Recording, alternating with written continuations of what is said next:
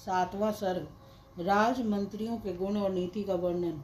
इक्ष्वाकु वंशी वीर महामना महाराज दशरथ के मंत्री जनोचित गुणों से संपन्न 8 मंत्री थे, जो मंत्र के तत्व को जानने वाले और बाहरी चेष्टा देखकर ही मन के भाव को समझ लेने वाले थे। वे सदा ही राजा के प्रिय एवं हित में लगे रहते थे, इसलिए उनका यश बहुत फैला हुआ था। वे सभी शुद्ध आचार विचार से युक्त थे और राजकीय कार्यों में निरंतर संलग्न रहते थे। उनके नाम इस प्रकार हैं धृष्टि, जयंत, विजय, सुराष्ट्र, राष्ट्रवर्धन, अकोप, धर्मपाल और 8वें सुमंत्र, जो अर्थशास्त्र के ज्ञाता थे। ऋषियों में श्रेष्ठतम वशिष्ठ और वामदेव, ये 2 महर्षि राजा के माननीय ऋतिव्र यानी कि पुरोहित थे।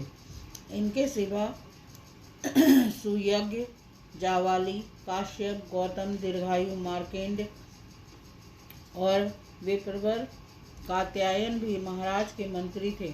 इन ब्रह्म ऋषियों के साथ राजा के पूर्व परंपरागत ऋतिव्र भी सदा मंत्री का कार्य करते थे। वे सब के सब विद्वान होने के कारण विनयशील, सलज्ज, कार्यकुशल, जितेंद्रिय, श्री संपन्न, महात्मा, शस्त्र विद्या के ज्ञाता, सुदृढ़, पराक्रमी, यशस्वी, समस्त राजकार्यों में सावधान, राजा की आज्ञा के अनुसार कार्य करने वाले, तेजस्वी, क्षमाशील, कीर्तिमान तथा मुस्कुराकर बात करने वाले थे।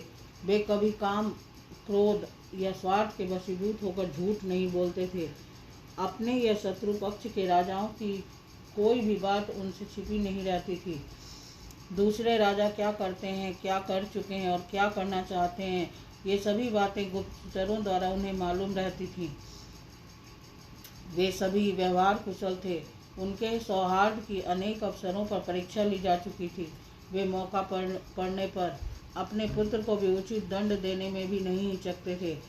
कोष के संचय तथा चतुरंगिनी सेना के संग्रह में सदा लगे रहते थे। शत्रु ने भी यदि अपराध न किया हो तो वे उसकी हिंसा नहीं करते थे। उन सब में सदा शौर्य एवं उत्साह भरा रहता था। वे राजनीति के अनुसार कार्य करते तथा अपने राज्य के भीतर रहने वाले सत्पुरुषों की सदा रक्षा करते थे।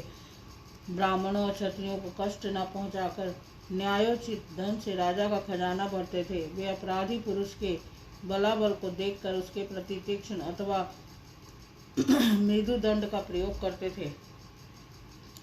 उन सब के भाव शुद्ध और विचार एक थे। उनकी जानकारी में अयोध्यापुरी अथवा कौशल राज्य के भीतर कहीं एक भी मनुष्य ऐसा नहीं था जो मिथ्यावादी, दुष्ट और पर स्त्री लंपट हो। संपूर्ण राष्ट्र और नगर में पूर्ण शांति छाई रहती थी। उन मंत्रियों के वस्त्र और वेश स्वच्छ एवं सुंदर होते थे। वे उत्तम व्रत का पालन करने वाले तथा राजा के हितैषी थे। नीति रूपी नेत्रों से देखते हुए सदा सजग रहते थे। अपने गुणों के कारण वे सदा मंत्री, गुरुतुल्य, समादरणीय, राजा के अनुग्रह पात्र थे। वे अपने पराक्रमों के कारण उनकी सर्वत्र ख्याति रहती थी। विदेशों में भी सब लोग उन्हें जानते थे। वे सभी बातों में बुद्धि द्वारा भली भांति विचार करके किसी निश्चय पर पहुँचते थे। समस्त देशों और कालों में वे गुणवान ही सिद्ध होते थे, गुणहीन नहीं। संधि और विग्रह के उपयोग और अवसर का उन्हें अच्छी तरह ज्ञान था। वे स्वभाव से ही संपत्तिशाली, दैवी संपत्ति से युक्त थे। उनमें राजकीय मंत्रणा को गुप्त रखने की पूर्ण शक्ति थी। वे सूक्ष्म विषय का विचार करने में कुशल थे। नीति शास्त्र में उनकी विशेष जानकारी थी तथा वे सदा ही प्रिय लगने वाली बात बोलते थे। ऐसे गुणवान मंत्रियों के साथ रहकर निष्पाप राजा दशरथ उस भूमंडल का शासन करते थे। वे गुप्तचरों के द्वारा अपने और शत्रु राज्य के वृत्तांतों पर दृष्टि रखते थे। प्रजा का धर्म पूर्वक पालन करते थे तथा प्रजा पालन करते हुए अधर्म से दूर ही रहते थे।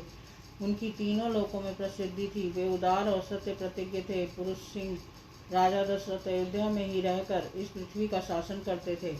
उन्हें कभी अपने से बड़ा अथवा अपने समान भी कोई शत्रु नहीं मिला।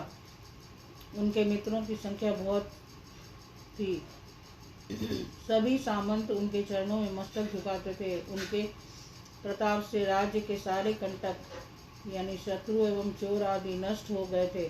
जैसे देवराज इंद्र स्वर्ग में रहकर तीनों लोगों का पालन करते हैं, उसी प्रकार राजा दशरथ अयोध्या में रहकर संपूर्ण जगत का शासन करते थे। उनके मंत्री मंत्रणा को गुप्त रखने तथा राज्य के हित साधन में संलग्न रहते थे। वे राजा के प्रति अनुरक्त, कार्य कुशल और शक्तिशाली थे। वे जैसे सूर्य अपनी तेजोमयी किरणों के साथ उदित होकर प्रकाशित होते रहते हैं, उसी प्रकार राजा दशरथ उन तेजस्वी मंत्रियों से घिरे रहकर बड़ी शोभा पाते थे। इस प्रकार श्री वाल्मीकि निर्मित आज रामायण आदि काव्य के बाल कांड में 7वां सर्ग पूरा हुआ। बोल सियापति रामचंद्र की जय।